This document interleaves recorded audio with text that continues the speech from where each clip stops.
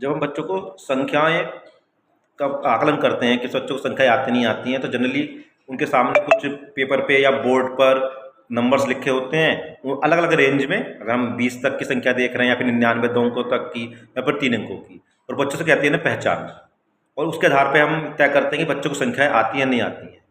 पर इससे संख्याओं के आने न आने का क्या पता चल जाएगा? यानी जनरली जो हम बच्चों के शिक्षकों से भी बात करते हैं ट्रेनिंग के दौरान, स्कूल में भी, चुनौती कहाँ आती है? तो आप देखते हैं कि जैसे 2 और 4, 2 भी अंक है, 4 भी अंक है, 24 भी दिन से बना है, 42 दिन से बना है। तो बच्चा ये निर्णय कैसे ले पाए कि 42 बड़ा है, 24 छोटा है? ये जो 2 है ना 24 में, ये 4 से कैसे अलग है?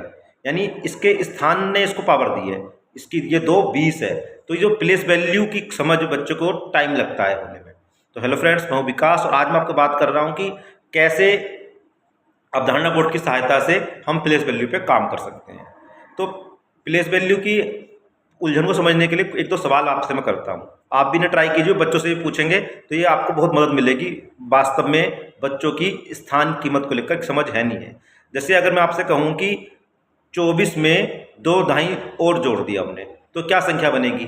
तो इसका जवाब क्या आ रहा है? आप भी कमेंट बॉक्स में मेरे साथ शेयर कीजिए, और नहीं तो बच्चों के साथ आप साझा करेंगे, खासकर एफएलएन क्लासेज में, तो आपको पता चलेगा कि अधिकतर जवाब जो होगा 24 में 2 ढाई जोड़े। तो बच्चे कंफ्यूज जाएंगे कि 2 ढाई क्या जोड़ना है, तो वो 2 जोड़ देंगे, 26 बोल रहे होंगे अधिकतर आंसर। पर अगर हम देख रहे हैं 2 ढाई, मतलब 24 में 2 ढाई जोड़ रहे हैं, तो 2 20 जोड़ रहे हैं एक्चुअली 24 में हम। तो क्या 44 आंसर कोई बच्चा दे पा रहा है? अगर वो दे पा रहा है तो उसको स्थान कीमत की अच्छी समझ है। एक और सवाल से आप समझ जाएंगे कैसी उलझन होती है, थोड़ा और कॉम्प्लेक्स करते हैं। मैं आपसे पूछता हूँ कि 235 में कितनी ढाई हैं? तो अधिकतर जवाब आएगा 3। आपका भी अगर 3 जवाब आ रहा है तो ये गलत है। 235 में 3 ढाई नहीं है, 235 में 23 ढाई है ना। 23 ढाई, अब 5 इकाई है, 23 ढाई मतलब 23 गुणा 10, 230 और 5 235। तो इस तरह की समझ होना अपने आप में एक बड़ा कौशल इस समय लगता है। जिस तरह हम पढ़ाते हैं ये वाले कौशल विकसित नहीं हो पाते हैं। या जैसे हम कुछ पहेलियाँ पूछते हैं कि मेरे इकाई का अंक कितना है और ढाई का अंक कितना है, इस तरह की आप पहेली देख सकते हैं। तो ऐसी पहेली पूछ रहे हैं तो इनका जवाब बच्चे हमारे जल्दी नहीं दे पा रहे हैं। क्यों नहीं दे पा रहे हैं? उनके साथ उस तरह से काम ही नहीं हुआ जिस तरह से हमें काम करने, जब हम ELPS अप्रोच की बात करते हैं। तो ये अवधारणा बोर्ड उसमें काफ़ी मदद करता है। तो आप देख पाएंगे कि संख्या, ये 100 खाने बने हुए हैं, हर एक लाइन में 10 आपको दिखाई दे रहे होंगे। तो 10 का मतलब क्या है कि जो हमारी संख्या पद्धति का आधार है, तो ये उसकी ओर हमें ले जाने के लिए मदद करता है।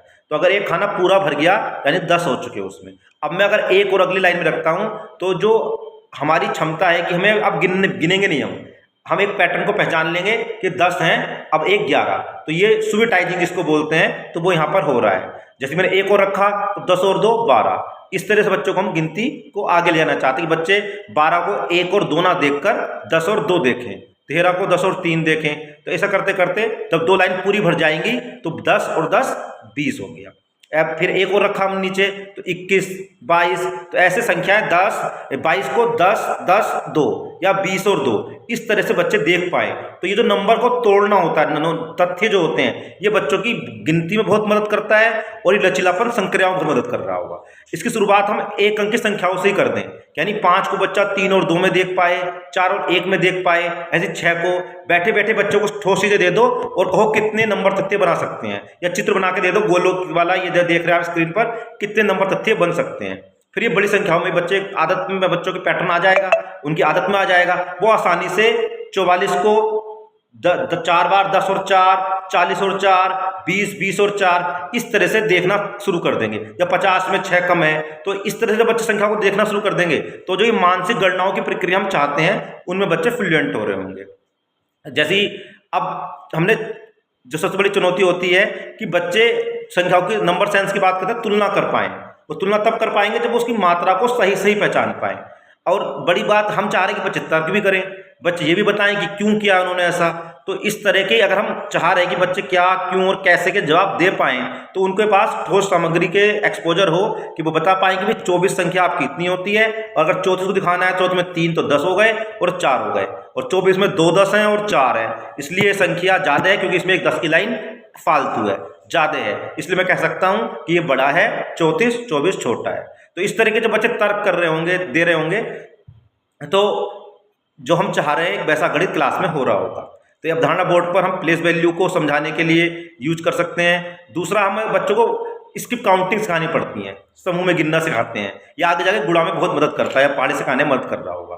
तो आपने दो रख दिए, उसके नीचे 2 वस्तुएं रख दी, कुल कितनी वस्तुएं होंगी 4, फिर 2 वस्तुएं रख दी 6, 8, 10, 12, 14, 16, 18, 20।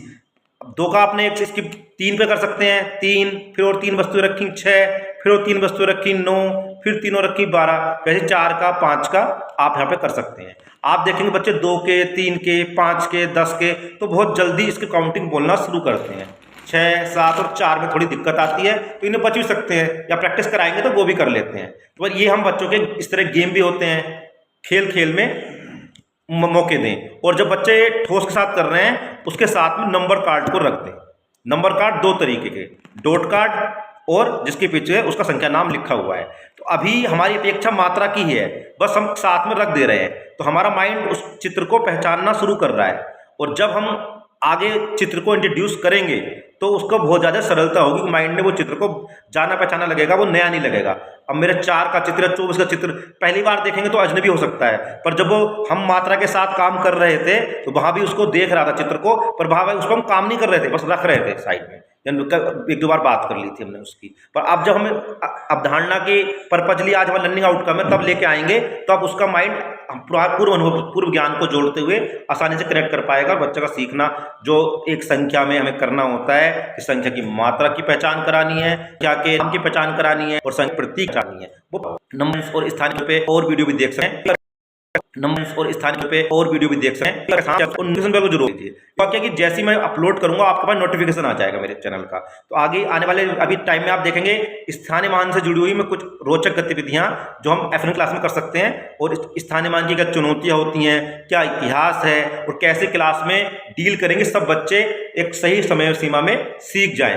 वो आप इस पे एक तरह से कोर्स मान सकते हैं, छोटी छोटी वीडियो में आप देख पाएंगे। तो बने रहिए लर्निंग कम्युनिटी का हिस्सा। जय हिंद, जय भारत।